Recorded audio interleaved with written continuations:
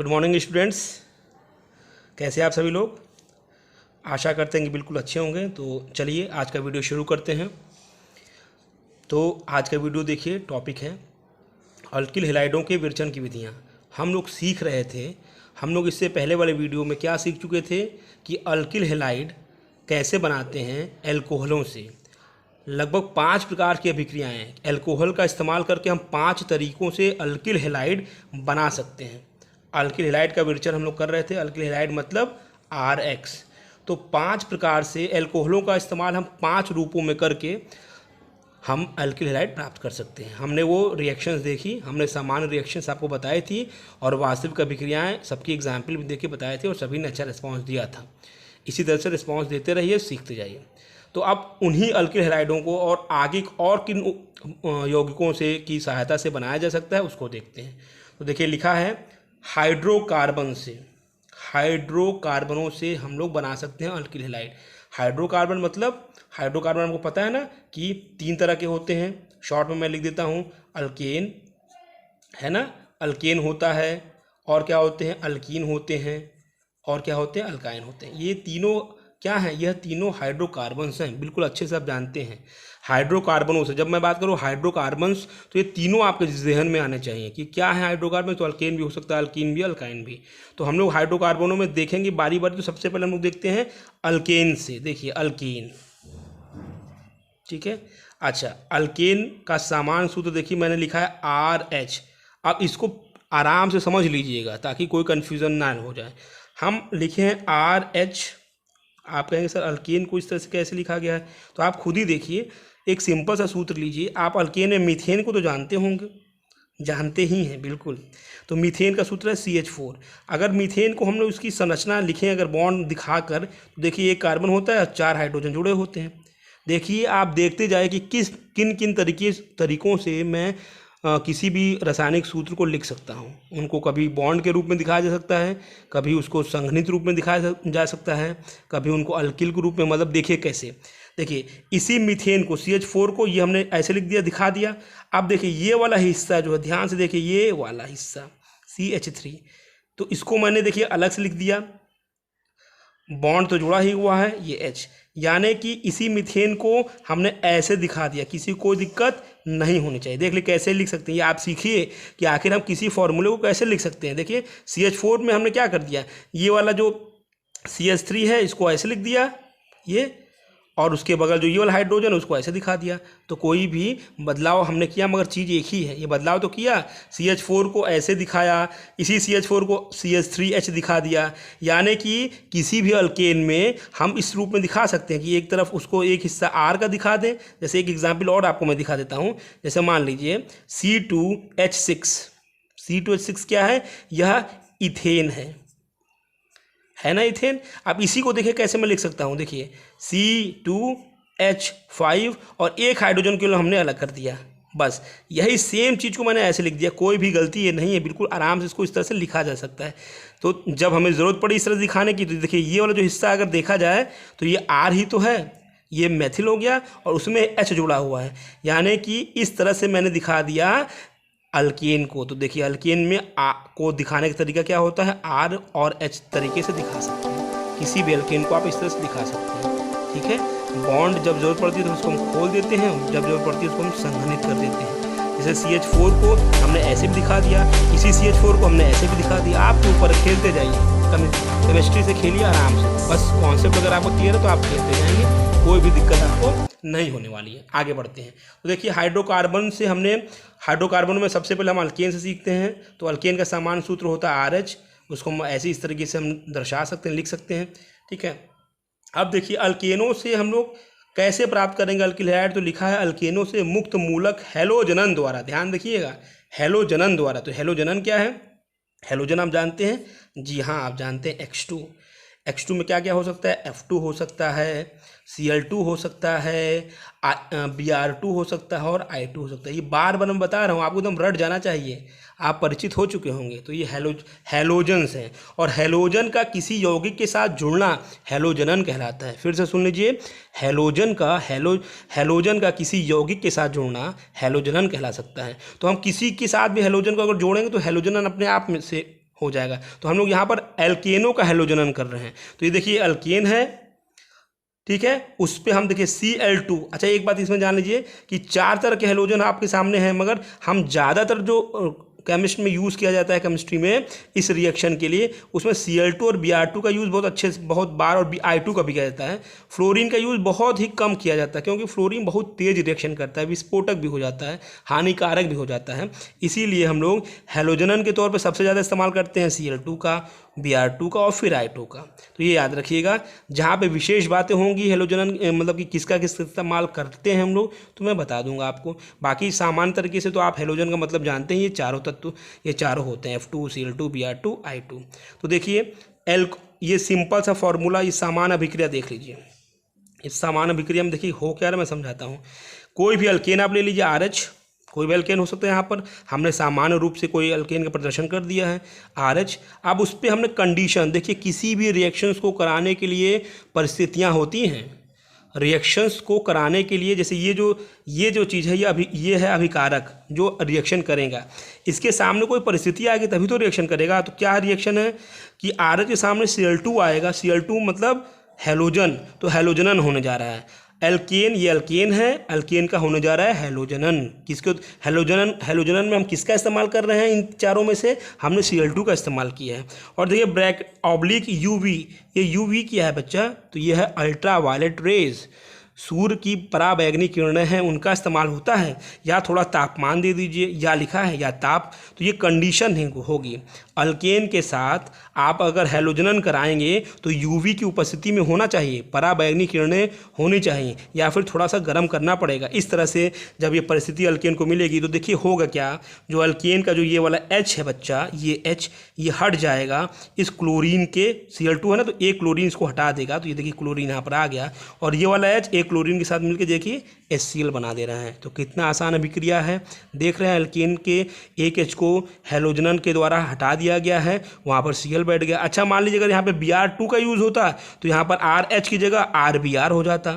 बहुत ही आसान है, आप प्रैक्टिस करिएगा, बताइएगा। तो देखिए एक एग्जाम्पल में वास्तविक अभिक्रिया ले लेता हूँ। देखिए CH3 CH2 और H, ये H मैंने इसको इस तरह इसलिए दिखाया है, इसको मैं चाहता तो सिंपल मैं ऐसे भी दिखा सकता था, CH3 CH3, कोई दिक्कत नहीं, मगर क्योंकि मुझे ये H निकालना था इसीलिए मैंने इसको इस रूप में दिखाया। एक बॉन्ड, जैसे मान लीजिए जिस डाल को काटना है पेड़ के, उस डाल को मैंने अलग से दिखा दिया कि यही डाल हटनी है, यही डाल कटनी है। बस इसी तरह से यहाँ पर CH3 CH3 में से एक H हटना था, इसीलिए मैंने इसको इस तरह से दिखा दिया आपके समझने के लिए। अब ये H इसके द्वारा हटेगा, Cl2 में से एक Cl इसको हटा देगा, देखिए ये Cl आ गया, और ये वाला H कहाँ जाएगा, एक Cl के साथ बन के HCl बना देगा। क्लियर है, बहुत ही आसान है। आगे बढ़ते हैं, अगली अभिक्रिया आप खुद से देखिए। ये वाला H हटना है किसके द्वारा, Cl के द्वारा, मगर यहाँ पर थोड़ा सा आपको और चीज़ जाननी पड़ेगी, उसको समझ लीजिए। देखिए जो H हट रहा है, आपके दिमाग में प्रश्न मैं बता दूं, ये उठेगा, उठना चाहिए, नहीं उठ रहा तो मैं बता देता हूं। देखिए CH3 है, CH2 है, CH3 है, ये फॉर्मूला है। तो ये वाला H यहाँ से भी हट सकता था, क्यों यहीं से हटा? ये वाला भी तो H हट सकता था। जैसे इस कार्बन से एक H हटा, तो कोई ज़रूरी तो नहीं कि किनारे वाले से ही हटे, वहाँ से भी हटने का चांस है, एक ही H हटेगा, तो वहाँ से भी हटने का चांस है, और ये बीच वाले से बैठने का चांस है। आप कहेंगे सर किनारे वाले से, तो किनारे वाला कंडीशन चाहे इधर से हटाइए चाहे इधर से हटाइए, एक ही बात है, समझिएगा ध्यान से। इस फॉर्मूले में किनारे वाला का अगर आप इधर से गिनती करेंगे तो 1 2 3, इधर से गिनती करेंगे तो 1 2 3, तो दोनों तरफ वाले जो कार्बन है वो बिल्कुल सेम कार्बन है, तो एक ही कार्बन हो, मगर बीच वाला कार्बन है वो अलग है। यानी कि जब हाइड्रोजन हटेगा तो हमें ये तय करना होगा कि दो कंडीशन बन सकती हैं, या तो किनारे से हाइड्रोजन हटे या ये बीच वाला हाइड्रोजन हटे, ये वाला। देखिए इसी चीज़ को मैंने ऐसे समझा दिया है कि ये वाला भी हाइड्रोजन हट सकता है एक बार में, और ये वाला भी तो हाइड्रोजन हट सकता है, तो दोनों कंडीशन मैंने दिखा दी है। जब ये वाला हाइड्रोजन हटेगा पहला केस, तो देखिए पहला केस ये बन रहा है, दूसरा केस, हाँ तो बच्चों मैं ये बता रहा था कि देखिए जब इसके यहाँ पर हाइड्रोजन निकलने के दो तरीके हैं। जो हैलोजनन हो रहा है तो यहाँ या तो ये एक ही हाइड्रोजन हटना है, तो एक बार में ये कंडीशन बन सकती है कि ये वाला हाइड्रोजन निकल जाए और Cl आ जाए। तो अगर यहाँ से हाइड्रोजन निकलेगा और Cl आ जाएगा तो ये वाला उत्पाद बन जाएगा, देख लीजिए। और अगर ये वाला हाइड्रोजन निकलता है दूसरे केस में, तो ये भी तो चांस है कि ये भी निकल सकता है, तो ये भी जब निकलेगा तो ये वाला यहाँ पर Cl जुड़ेगा, यानी कि इस तरह से हमें उत्पाद के मिश्रण मिलते हैं।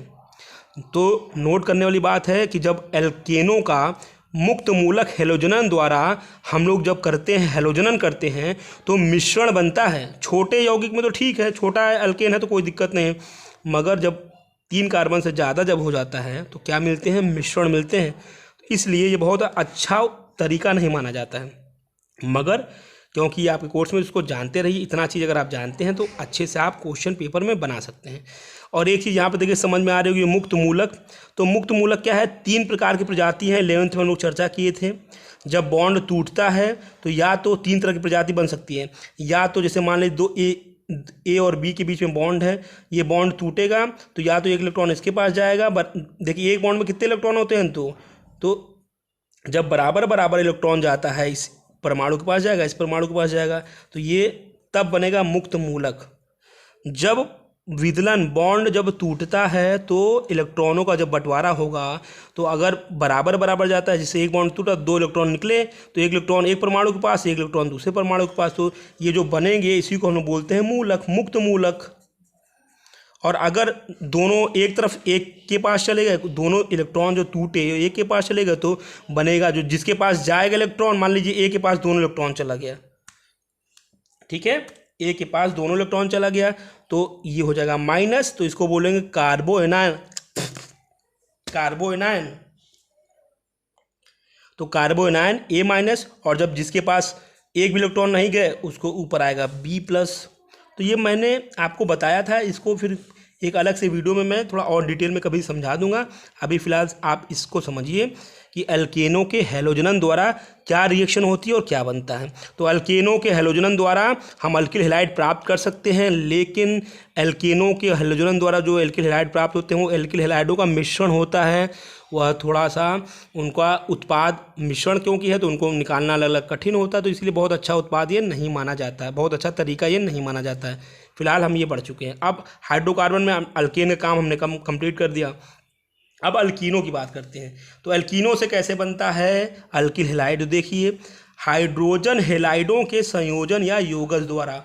देखिए ये है अल्कीन, ध्यान से समझिएगा। अल्कीन को जब भी हम दिखाते हैं तो मैं पूरा फॉर्मूला पूरा मतलब हाइड्रोजन जोड़ कर नहीं दिखाता हूँ, जैसे इसको समझिएगा।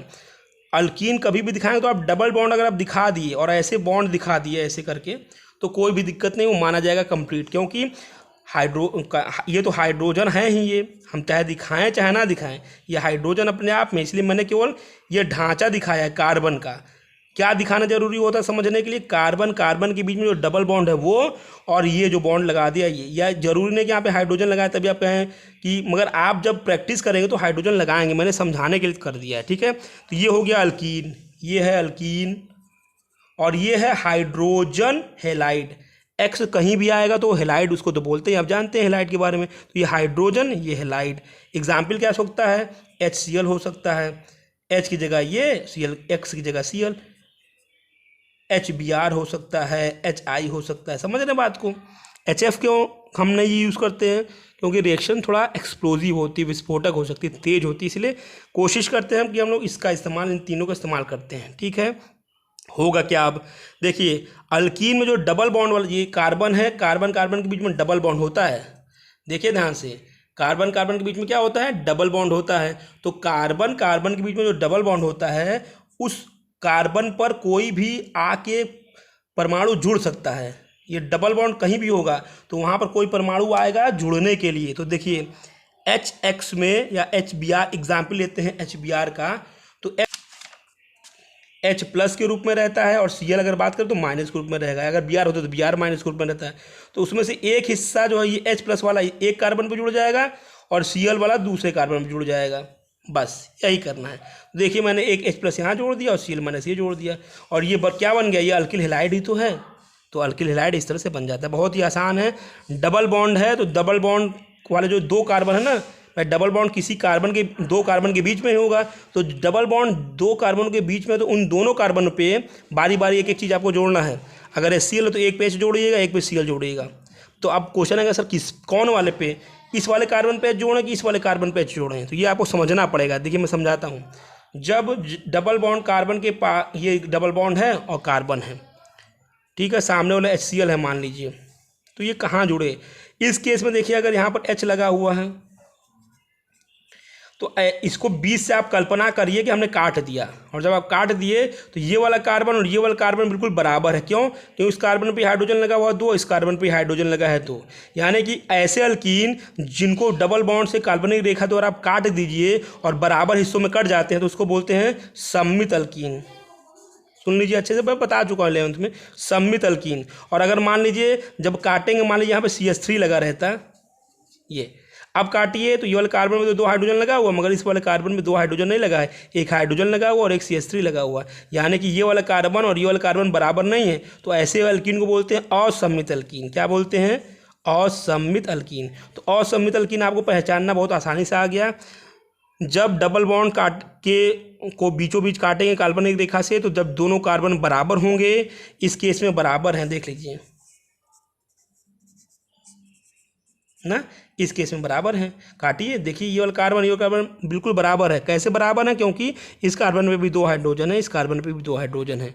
मेरी बात बिल्कुल स्पष्ट हो रही है, समझ लीजिए। सममित कब बराबर होते हैं? जब दोनों कार्बन बिल्कुल बराबर होंगे सममित अल्कीन, और जब दोनों कार्बन बिल्कुल बराबर नहीं होंगे तो असम्मित अल्कीन। अब इस केस में देख लीजिए, ऐसे हमने काट दिया, मान लीजिए, कल्पना करिए, तो ये वाले कार्बन पे 1 हाइड्रोजन लगा और एक CH3 ग्रुप लगा हुआ है, मगर ये वाले कार्बन पे 2 हाइड्रोजन लगा हुआ है। तो क्या ये बराबर है? क्या ये सममित अल्कीन है? नहीं, ये असम्मित अल्कीन है। तो जब असम्मित अल्कीन होता है तब अगर हम HBr जोड़ेंगे बच्चा, तो हमें एक नियम याद करना है, नियम हमको पता होना चाहिए। उसका नाम है उसका नाम है Markovnikov of rule, Markovnikov of का नियम। उस नियम से याद करिए, मैं 12th में 11th में बता चुका था कि जैसे मान लीजिए इसमें HBr जोड़ना है, तो ये जो H है, H क्या होता है? प्लस हिस्सा होता है। तो ये प्लस वहाँ जुड़ेगा जहाँ पर हाइड्रोजन, उस कार्बन में जुड़ेगा जहाँ पर हाइड्रोजन की संख्या ज़्यादा है, और ये Br उस जगह जुड़ेगा, उस कार्बन में जुड़ेगा जहाँ पर हाइड्रोजन की संख्या कम है। देखिए इस कार्बन पे हाइड्रोजन की संख्या ज़्यादा था, इसीलिए इस कार्बन पे H जुड़ता, मैंने जोड़ दिया, ये देखिए। और इस कार्बन पे हाइड्रोजन की संख्या कम है, इसलिए यहाँ पर Br जुड़ता, देखिए मैंने जोड़ दिया। अब कुछ बच्चे सोच रहे होंगे सर ये वाले कार्बन पे कुछ नहीं जुड़ेगा। बिल्कुल नहीं जुड़ेगा। जो कार्बन आपस में जुड़े हुए हैं डबल बॉन्ड के द्वारा, वही दोनों कार्बन ही केंद्र हैं जहाँ पर कोई क्रिया होगी, उन्हीं दोनों कार्बन पे कुछ ना कुछ जुड़ेगा। HBr में एक हिस्सा होता है प्लस, यानी कि H प्लस, और दूसरा होता है Br माइनस। अगर HCl होता तो एक H हमेशा प्लस रहेगा, Cl हमेशा माइनस रहेगा। तो ये 2 हिस्से ही हैं, ये 2 जगह जुड़ने हैं, इन्हीं 2 कार्बन पे जुड़ेंगे। आप समझ पा रहे हैं? इन्हीं 2 कार्बन में जुड़ेंगे। H प्लस कहाँ जुड़ेगा? उस कार्बन पे जहाँ पर हाइड्रोजन की संख्या ज़्यादा होगी। Br कहाँ जुड़ेगा? वहाँ पर जहाँ पर हाइड्रोजन की संख्या कम होगी। समझ पा रहे हैं? तो इस तरह से जो उत्पाद बनेगा, मगर बदल के भी अगर कभी काम हो सकता है। जैसे मान लो ये भी हो सकता है, जैसे H तो यहाँ पे जुड़ेगा जहाँ पे हाइड्रोजन की संख्या ज़्यादा होगी, मगर अगर ये बगल वाले पे जुड़ जाता तो मैं ये भी चांस है कि जुड़ सकता ही है, तो जुड़ जाएगा। ये वाला हाइड्रोजन यहाँ भी जुड़ सकता है, मगर वो जो उत्पाद बनेगा वह अल्प उत्पाद बनेगा, मुख्य उत्पाद नहीं होगा। मुख्यतः तो क्या होगा कि ये H वहाँ जुड़ना चाहिए जहाँ पर उस कार्बन पे जहाँ पर हाइड्रोजन की संख्या ज़्यादा होती है। देखिए हाइड्रोजन की संख्या ज़्यादा है, तो यहाँ पर जब हाइड्रोजन जुड़ेगा तो ये जो उत्पाद बनेगा वो मुख्य उत्पाद बनेगा। देखिए ये अल्किल हैलाइड बन गया, मगर ये मुख्य उत्पाद है। मगर भाई क्योंकि रिएक्शन है तो यहाँ ये हाइड्रोजन यहाँ ना जाके यहाँ भी जा सकता है। चलिए जाने दीजिए, देखिए चला गया, यहाँ पर चला गया, तो ये बनेगा। मैंने आपको बना दिया, ये देखिए यहाँ पर H नहीं जाके यहाँ पर Br जाएगा, यहाँ पर H जाएगा, तब ये वाला इस बनेगा, मगर ये अल्प बनेगा। अल्प बनेगा मतलब कि कम मात्रा में, मुख्य उत्पाद नहीं है। तो आप ये नियम जानते रहे अच्छे से कि HBr का H कहाँ, जो HBr हम बोल रहे हैं, तो यहाँ पर अगर HCl होता तो HCl के लिए भी वही नियम होता कि HCl का H वहाँ जुड़ेगा, उस कार्बन पे जुड़ेगा जहाँ पे हाइड्रोजन की संख्या ज़्यादा हो, Br वहाँ जुड़ेगा या Cl वहाँ जुड़ेगा जहाँ पे हाइड्रोजन की संख्या कम हो, उसी कार्बन में जुड़ेगा। इस तरह से आप मुख्य उत्पाद बना सकते हैं। ठीक है। सममित अल्कीन क्या होता है और असम्मित अल्कीन क्या होता है सममित अल्कीन और असम्मित अल्कीन आप जान चुके हैं। तो इस वीडियो में ये दोनों चीज़ें हमने सिखाई हैं, इस पे प्रैक्टिस करेंगे और इस पे आगे बात करेंगे। इसको अच्छे से समझ लीजिएगा, वीडियो को पॉज करके भी देख लीजिएगा, समझ लीजिएगा और फिर प्रैक्टिस करेंगे तो हम लोग उस पर और अच्छा पकड़ बना सकते हैं। Thank you.